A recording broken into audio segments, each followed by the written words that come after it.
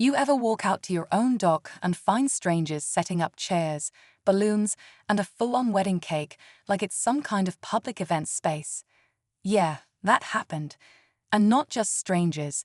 This was the handiwork of our lovely HOA president, Karen. Now, Karen has a reputation in the neighborhood. She's the kind of person who'll measure your grass with a ruler and leave warning notes if your trash bins are visible for more than 5 minutes. So, imagine my surprise when I find her hosting a wedding on my dock without even asking. At first, I thought it was some mix-up. But no, Karen just gave me a smug smile and said, "We needed the space, and you weren't using it." Like she had some special permit to hijack private property for a lakeside ceremony. And the kicker? She told me I should be grateful for the exposure, whatever that means. So I stood there, watching guests in suits take selfies and a live band tuning up, wondering how far this woman would push boundaries. But that's when I got an idea. One that involved a few loose knots and a little help from the wind. I didn't yell. I didn't argue. I just let things unfold, literally. Let's just say, that wedding didn't stay docked for long. You see, the dock wasn't just any dock. It was my dock. I spent weeks working on it, fixing up the wood, painting the posts, and making sure everything was perfect. It was the centerpiece of my backyard, the one place I could go to escape the chaos of everyday life. But to Karen, it might as well have been a community resource. Over the years, she'd pulled all sorts of stunts, trying to improve things around the neighborhood, always under the guise of making everything better for everyone. But when it came to my dock, that was crossing a line.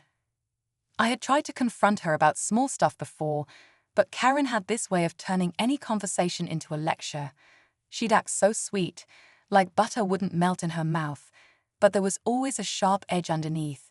She loved making people feel like they were being unreasonable, that they were the ones being difficult. I knew I had to be careful. If I called her out too harshly, she'd just spin it into something that made me look like the bad guy. That day, though, I wasn't having it. The nerve of her, showing up without asking, thinking she could take over my space for her own little event. And when I asked, she just waved me off, saying she'd already paid for the venue. I felt a mix of anger and disbelief. This was my dock, my land, but what could I do? As Karen continued to smile at me, her expression practically dripping with that sugary sweet confidence, I could feel my frustration boiling over. It wasn't just the audacity of her showing up without a word of permission. It was the way she acted like I should be honored that she chose my dock for her event. My dock. The one I'd worked hard to make a peaceful retreat from everything. And now it was the stage for her and her friends to enjoy a day that should have been private, cherished by the couple getting married. But Karen? She was having the time of her life, setting up like she owned the place. I tried to keep it together. "Karen," I said, trying to keep my voice calm, "this is my property. You can't just take over without asking." She looked at me like I was the one being unreasonable, one eyebrow raised like I was the problem. "Don't be so dramatic," she chirped. "It's just a little wedding. It'll only take a few hours." A few hours? It was supposed to be a wedding not a backyard barbecue. This was more than just a violation of space. It was a violation of my peace. I couldn't understand how she could be so blind to how selfish she was being. And when I looked around at her guests, I saw no support. They were all too busy sipping their cocktails and chatting to care about what was happening here. They had no idea the tension running through me or how much this was driving me mad. I took a deep breath, watching the wind pick up, making the lake shimmer. The dock creaked beneath my feet, and an idea, almost like an instinct, popped into my mind. What if I could make this situation just a little bit harder for her? It wasn't about making things worse for the couple. I wasn't that petty. But Karen? She needed to understand boundaries. The thought of her waltzing through my space like she was entitled to it, without so much as a "Hey, is this okay?" made my blood run cold. And then it hit me. What if I didn't fight her directly, but let nature do the work for me. I glanced at the ropes holding the dock in place, the knots tied with precision, but not as tight as they probably should have been. There was a small gap between the dock and the shore. If I loosened the knots just right, the whole thing could drift out into the lake, slowly, unnoticed, until it was too far for anyone to do anything about it. My heart raced as I quietly moved toward the ropes, making sure no one was paying attention. Karen was busy chatting with the bride, her back turned. The wind picked up again, sending ripples across the water. It was a perfect moment. But just as I reached for the first knot, I heard a voice. "What are you doing?" I froze. It was one of the groomsmen, standing a few feet away, looking at me suspiciously. My pulse jumped. The groomsman's voice cut through the air like a cold knife, and for a second, everything froze. My hand was still hovering over the knot, the weight of the decision pressing down on me. I had only seconds to figure out what to say, how to explain myself without drawing attention to the fact that I was literally about to make their wedding day a lot more complicated. Just checking the ropes," I mumbled, trying to sound casual, but my voice came out tight. "Making sure everything's secure." The words tasted like sandpaper in my mouth. It was a terrible cover-up, but it was all I could think of in the moment. The groomsman squinted at me, clearly not buying it, but before he could say anything else, Karen's voice rang out from across the dock. "Jim, what's taking so long? Get over here and help with the decorations." She didn't look at me. Her back was still turned, completely oblivious. I exhaled, relief rushing through me like a flood. The groomsman hesitated, clearly conflicted, but eventually shrugged and walked away toward Karen. I let out a slow breath, trying to steady my nerves. This was it. If I was going to pull this off, now was the time. The wind was picking up, just like I'd hoped. The dock creaked again, a loud groan, as though it were waking up to my plans. I glanced over my shoulder, double-checking that no one else was watching. The guests were all clustered at one end, completely engrossed in their pre-wedding chatter, their backs turned to the lake. I could feel my heart pounding in my chest as I reached down to loosen the second knot. I moved with deliberate slowness, trying not to make a sound, but the pressure in the air was thick. Every little movement felt like it could be the one that gave me away. The water lapped at the edges of the dock, teasing the edge of my resolve. Just as I was about to loosen the final knot, I heard footsteps, fast, frantic. It was the bride. She was running toward me, her dress trailing behind her, her face flushed with a mix of excitement and confusion. "What are you doing?" she asked, her voice higher than usual, panic creeping in. I froze again, heart hammering in my chest. This wasn't part of the plan. The tension was suffocating. I could see Karen in the background, turning her head now, her eyes narrowing, sensing something was wrong. My plan was hanging by a thread, *1 not away from making it all unravel. The bride's voice was like a bucket of cold water, snapping me out of my momentary panic. Her wide eyes locked onto mine, and for a second, I saw the shock in her face. She must have thought I was some kind of rogue wedding crasher or, worse, a vandal. I'd opened my mouth to explain, but before I could get a word out, Karen appeared at her side, smiling that smile, the one she reserved for when she was about to wield her power like a weapon. "What's going on here?" Karen asked, her tone sugar-sweet, but laced with something colder. She shot a look at me, her eyes narrowing. "Is there a problem? Sir. I froze. I knew what was coming. Karen had this way of twisting every situation to make it seem like I was the villain. Before I could respond, she turned to the bride, still smiling. "Don't worry, sweetie. This is just a misunderstanding." But the bride wasn't having it. "Misunderstanding?" she asked, voice rising with confusion. "What is he doing to the dock?" The guests were beginning to take notice, glancing over at us with growing curiosity, their laughter and conversation dying down. The atmosphere shifted, like a storm cloud moving in. I could feel every eye on me now, and the weight of it made my blood run cold. My stomach twisted. If I didn't handle this carefully, it could escalate beyond anything I could control. I tried to explain again, but the words weren't coming out right. Karen had already started spinning her web, and the bride was starting to get agitated.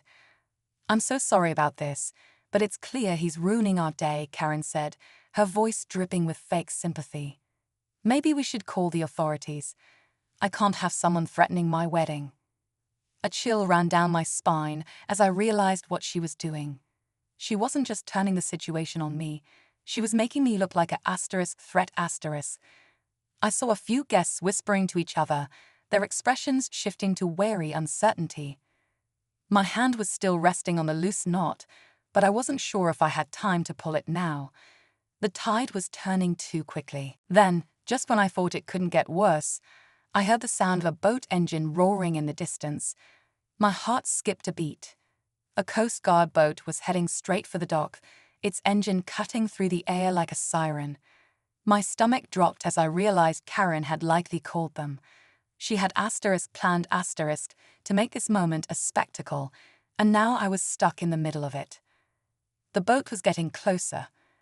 I could see the officers aboard, scanning the scene with suspicion. The entire wedding party seemed to freeze in place, eyes darting between Karen, me, and the approaching Coast Guard. My worst fear was unfolding right in front of me. Karen had successfully twisted the situation into something much bigger, and now I had no idea how to stop it from spiraling completely out of control. The Coast Guard boat was almost there, and I could feel my chest tightening with every passing second. The sound of the engine grew louder, cutting through the air like a warning. I had no idea what kind of trouble Karen had stirred up, but it didn't take a genius to figure out she had made sure to pull out every card to make me the villain of this little show. My mind raced. Should I bolt? Should I explain again? Every possibility felt like it was slipping through my fingers. The boat came to a halt right next to the dock, and two officers climbed off, their eyes scanning the scene. One of them looked directly at me, his gaze sharp. "Is everything all right here, sir?" he asked, his voice stern, as if he already had an idea of what was going on. Before I could even respond, Karen spoke up. "Oh, officer, I'm so glad you're here. This man is causing a disturbance. He's been tampering with our wedding setup, trying to ruin everything. I think he's even planning to sink the dock." Her voice was full of exaggerated concern, and I could practically see the gloating in her eyes as she set her trap. The officers looked from Karen to me, the suspicion heavy in the air. But I didn't have time to panic. I just had to stay calm, or Karen was going to make this a lot worse. I swallowed hard, my voice shaky but firm. I wasn't trying to sink anything. This is my property, and she took over without asking. I was just trying to get things back in order. Karen scoffed, rolling her eyes. "Now he's accusing me of something. He's trying to blame me. Do you believe this?" For a moment, I thought they were going to side with her. After all, she had the charm, the polished act. But then, just as I felt the walls closing in, something unexpected happened. The bride stepped forward, shaking her head. "Wait," she said, her voice quiet but resolute. "I don't think that's true." Everyone froze. Karen's expression shifted from smug to confused, and I could feel the room's energy shift. The bride continued, her eyes locked on Karen. "I saw what happened. I was standing right there when you told him we needed the dock, and you didn't ask him. You just took it. And now you're turning this into something it's not. This asterisk isn't his fault." A gasp ran through the guests as the bride's words hit. Karen's mouth opened and closed like a fish out of water, and for the first time, she was speechless. The officers glanced at each other, then back at Karen, their faces hardening. Karen tried to recover, but it was too late. One of the officers stepped forward. "Ma'am, we'll need you to step aside." It wasn't the end I expected. The situation that had been building up like a pressure cooker was finally unraveling, and I could see Karen's control slipping away. The officers took her aside to speak privately, and the wedding guests were left stunned, murmuring among themselves. But the real twist came a moment later. As Karen was escorted away by the officers, the bride turned to me with a small smile. "Thank you," she said quietly, "for standing up for what was right. You didn't deserve any of that." I was taken aback. I'd been so caught up in the fight with Karen, I hadn't even considered what the bride might think. The whole event had been a mess, but at least, for once, the right thing was done. Just as I began to breathe a sigh of relief, one of the other guests, an older man, stepped forward with a curious look on his face. "Hey," he said, lowering his voice. "You're the guy who owns the property, right?" I nodded cautiously. "Well, in that case, there's something you should know. We've been talking about a community fundraiser. Maybe you'd like to donate the dock to a cause we've been working on." I blinked, unsure if I heard him right. This was far from over. The boat was just the beginning, and the tides were still shifting. I stood there for a moment, processing what the man had just said. A fundraiser. Donate my dock. I almost laughed at the absurdity of it, but then I realized this was Karen's legacy, wasn't it? The HOA, the rules, the manipulation.